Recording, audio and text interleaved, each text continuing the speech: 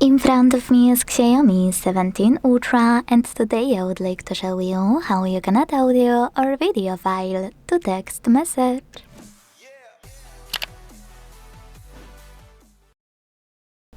First of all, you need to open Messages app and select or create a chat.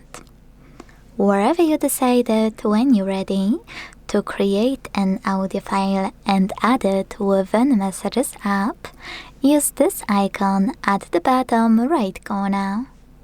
Then use microphone 1 and start recording. You can tap on restart on the left. You can start over. Click on attach if you wish to attach your message instantly and listen to it here. Or you can click on the same button, now instead of microphone 1, a red one. Listen to it here and then attach it. If you wish to add already existing audio file, use this plus at the bottom left corner. Select Files.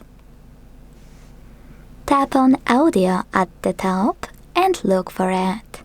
You can also find it by opening one of your apps or clicking on those 3 lines at the top left corner to look for it in all of those sources.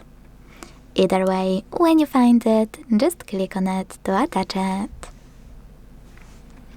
If you want to create and add a video one, tap on this icon of a camera and the photo, also at the bottom right corner.